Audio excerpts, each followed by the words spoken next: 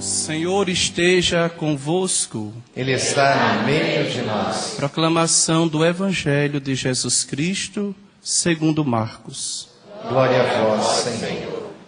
Jesus estava passando por uns campos de trigo em dia de sábado. Seus discípulos começaram a arrancar espigas enquanto caminhavam. Então os fariseus disseram a Jesus: Olha, por que eles fazem em dia de sábado o que não é permitido? Jesus lhes disse: Por acaso nunca lestes o que Davi e seus companheiros fizeram quando passaram necessidade e tiveram fome? Como ele entrou na casa de Deus, no tempo em que Abiatar era sumo sacerdote, comeu os pães oferecidos a Deus e os deu também aos seus companheiros? No entanto, só aos sacerdotes é permitido comer esses pães. E acrescentou: O sábado foi feito para o homem, e não o homem para o sábado. Portanto, o Filho do Homem é Senhor também do sábado. Palavra da salvação. Glória a vós, Senhor.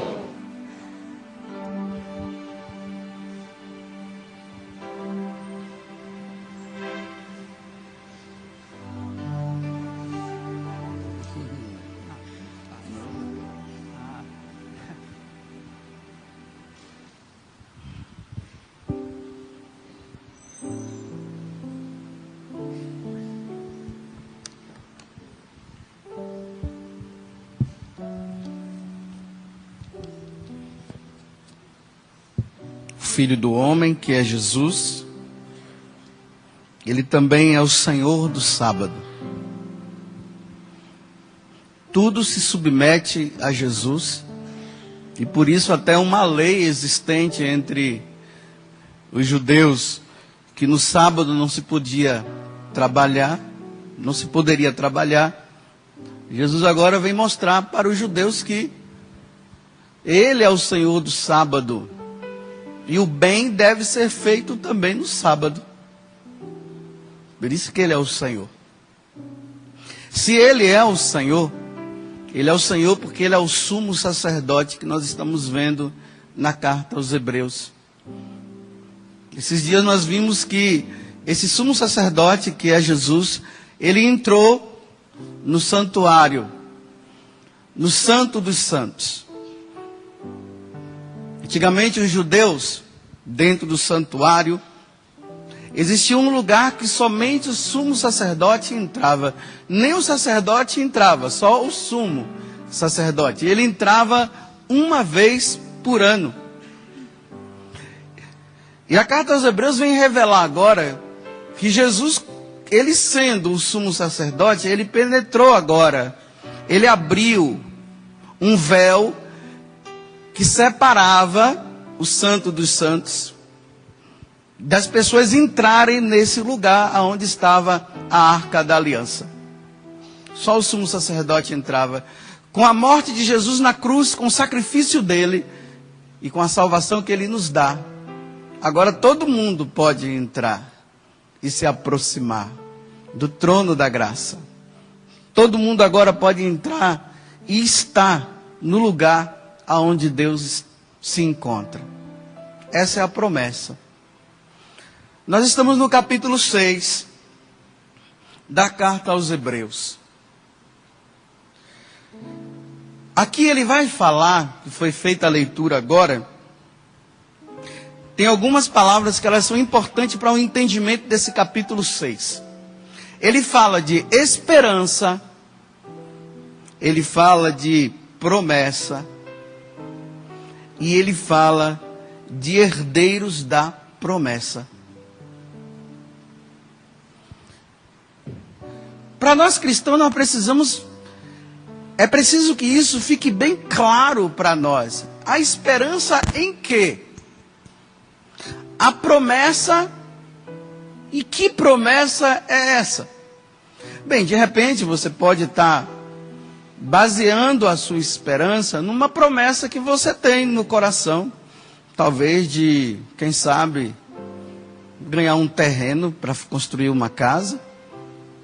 E alguém falou isso, ou na oração Deus falou com você e você agora vive a sua esperança baseado nesse terreno, nessa casa, na compra da casa, ou numa cura, ou sabe lá em quê. Então agora você está cheio de esperança. Deus vai realizar essa promessa na minha vida. Aí a sua vida cristã, ela está nisso. Aí por isso você vem na igreja, você reza, você faz novena, você está comungando, você está confessando, porque o Senhor vai me dar um terreno novo. O Senhor vai me dar saúde. Essas são as pequenas promessas. Mas nós cristãos precisamos saber que existe a promessa com letra maiúscula, que Deus fez para todos aqueles que creem em Jesus Cristo, o sumo sacerdote, aquele que morreu na cruz e trouxe a salvação para todos nós. Mas que promessa é essa?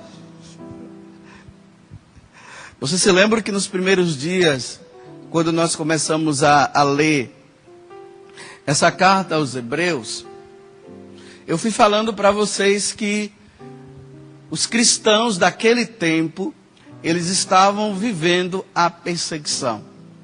Eles estavam sofrendo. E provavelmente, trazendo para os nossos dias de hoje, as promessinhas deles parece que eles estavam achando que não iam se cumprir. Repito, a promessa do terreno, da casa, do carro, da viagem não sei para onde. Essas promessinhas aí que a gente fica baseando, e são importantes para nós. Não estou dizendo que ninguém deve pedir a Deus isso, e peça mesmo. Mas que você também não se entristeça se não ganhar. E não abandone a igreja porque a sua promessinha, me desculpe dizer assim, não se realizou. Porque existe uma promessa maior. Mas nós vamos ver que promessa é essa que Jesus fez para todos os cristãos e que o autor da carta aos Hebreus, ele está agora relembrando para todos nós. Aqui no capítulo 6, esse versículo que eu vou ler, ele é muito importante, mas ele não entrou na liturgia de hoje. Aqui diz assim, olha, no versículo 4 da carta aos Hebreus. Aqueles que foram uma vez iluminados, ou seja, iluminados aqui não é porque receber iluminação, não. É porque foram batizados, né? Então, todos aqueles que foram batizados, quem é batizado aqui, levanta o braço. Então, graças a Deus, todos são batizados, com exceção do divino que está ali com a maca. Ou não é o divino, não, com o rapaz ali. Só para brincar. Todos nós somos batizados. Agora veja, ó. Aqueles que foram uma vez batizados, saborearam o dom celestial. Participaram dos dons do Espírito Santo. Experimentaram a doçura da palavra de Deus. Porque assim, nós que somos batizados, a palavra de Deus se torna doçura dentro de nós. Porque nós baseamos a nossa vida na palavra. E aí, e as maravilhas do mundo vindouro, olha só, experimentaram a doçura da palavra de Deus e as maravilhas do mundo vindouro. E apesar disso, caíram na apostasia. Saborearam a palavra de Deus e as promessas do mundo vindouro e caíram na apostasia. Apostasia significa o quê? Abandono da fé. Na hora da dificuldade, estavam baseados na palavra e talvez tenham esquecido das promessas do mundo vindouro, ficaram somente nas promessas deste mundo, o terreno, a saúde, muito dinheiro no bolso. E na hora que a perseguição veio, o sofrimento veio, a corda apertou, eles disseram: Jesus não é de nada. Ele não resolve o meu problema? Será que você não está assim?